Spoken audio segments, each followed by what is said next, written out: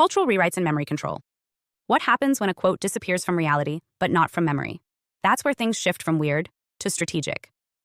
Let's break this down. Once the Sally Field quote, "You like me, you really like me," is no longer found in the actual Oscar footage, people instinctively turn to the internet for confirmation. That's the first step in any modern memory check. We go to Google, YouTube, Wikipedia, or ask an AI assistant. And what do we find? The updated version, every time. Search engines now only show results that quote Sally Field as saying, "I can't deny the fact that you like me. Right now, you like me." AI assistants confidently parrot this version. Wikipedia reflects the current footage with zero mention of how it's been misremembered en masse. Even parodies and old skits, when resurfaced, are recontextualized as if they were just exaggerations or jokes, not based on something everyone once took as real. This is what we're calling cultural overwrite. When the memory people hold doesn't align with what digital records say, those individuals are treated as mistaken, even if their version is backed by decades of shared cultural reinforcement. And once the digital infrastructure, the search engines, knowledge panels, AI tools, encyclopedias, consolidates around the correct version, the original memory becomes impossible to prove. It's erased without ever being directly deleted. That's not just censorship, it's algorithmic reality management. You see, in the analog world, memory had resilience. You could find old tapes, books, recordings. There were physical archives. But today, almost all information flows through digital systems, controlled by a few entities and filtered by AI trained to prioritize accuracy and consensus. That means once an update happens, it ripples out instantly across platforms. The overwrite becomes the new truth. And even if millions remember otherwise, they're forced to either self-doubt or self-isolate. That's how you collapse internal authority. Memory becomes dependent on external confirmation. Your lived experience no longer holds weight unless it matches what the system says. And when a famous line like Sally Field's is overwritten, it becomes a test. Will you trust what you know you heard? Or will you defer to what the internet tells you it's always been? And let's be clear, this isn't about one actress or one award show. This is about pattern recognition. We've seen the same mechanism at play with dozens of Mandela effects. Luke, "I am your father," becomes, "No, I am your father." Mirror, mirror on the wall, becomes, "Magic mirror on the wall." The Monopoly man loses his monocle. Interview with a vampire becomes interview with the vampire. The Berenstain Bears are now the Berenstain Bears. Each time, people report the same cognitive dissonance. And each time, the updated record becomes permanent.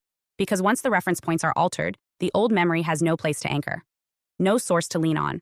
No archive to pull from. That's how truth collapses. Now imagine how powerful this becomes at scale. If reality can be edited, and confirmation systems are all centralized, then the only people who can know something has changed are those with strong enough perception to notice. Everyone else will just go along with the patch. No protest, no confusion, no questions asked. This is why the Sally Field case matters so much. It reveals not just that the quote changed, but that entire memory scaffolds can be rebuilt in real time, leaving behind only those who noticed before the sync was complete. We are being trained to let go of lived experience in favor of cloud-based consensus. And when that happens, reality becomes version-controlled. Truth becomes a matter of search engine results. And those who remember differently are labeled fringe, unstable, or conspiracy-minded.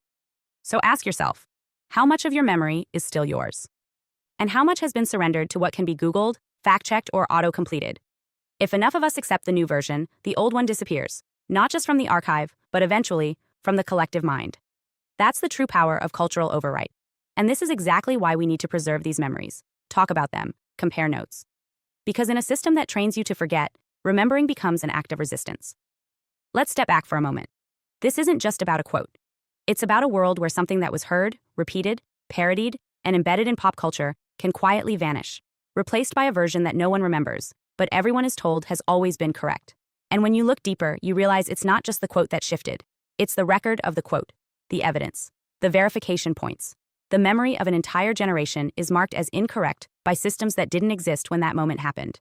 And all of it ties back to the one thing no one's talking about. Sally Field's brother working at the cutting edge of theoretical physics, in direct collaboration with the network that supports and interprets data for CERN. CERN, the very place where many believe the Mandela effect may have originated. We're not saying Sally Field's quote was changed by her brother, or that this was part of some targeted operation. That's not the point. The point is this. What are the odds? What are the odds that one of the most widely remembered and most widely corrected quotes in pop culture is connected by blood to someone working in the exact domain of quantum time studies, where dimensional collapse, timeline overlays, and multiversal bleed are all active theoretical concerns? What are the odds that this happens in a world where search engines have become the arbiters of truth, where AI filters every question through pre-programmed bias, and where the moment something changes, we're told it never happened the way we remember? This isn't just about one glitch. It's about a pattern, a structure, a mechanism. We are being conditioned to doubt ourselves, to defer our memories to machines, to forget the past the moment the screen tells us we remembered it wrong. So if a quote that famous can change, what else already has? If the media you watched, the books you read, the history you lived through can be silently revised, without permission, without announcement, and without explanation, then we are no longer living in stable reality. We're living in something dynamic, editable, synchronizable. And if that's true, then those of us who remember differently aren't broken. We're evidence. Evidence that memory still matters, that not all consciousness is programmable, that some of us still carry the version that didn't make the final edit. So here's what you can do.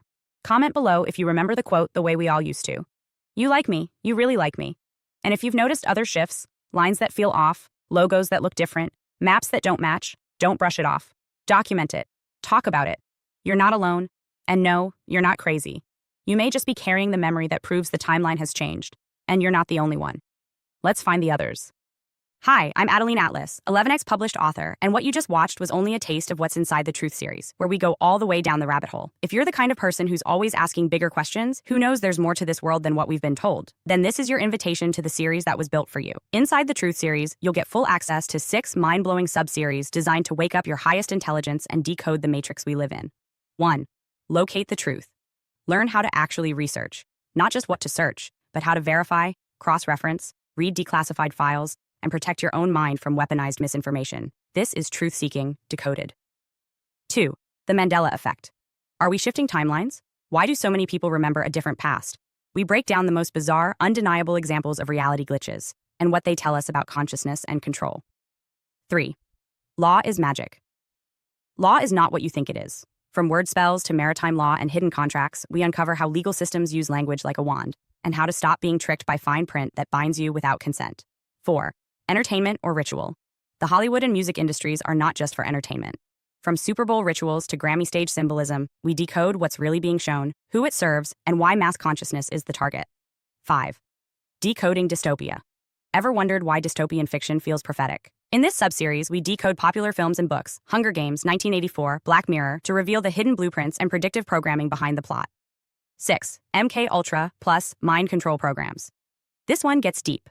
From real MK Ultra documents to modern symbolism in media, we expose how mind control operates in plain sight and how to free yourself from manipulation you didn't even know was happening. And that's just the beginning. If this resonated with you, click the links below and join us inside the Full Truth series, because the more you know, the harder you are to control. This is your awakening. We don't just ask questions, we find answers. Let's go all the way down the rabbit hole together.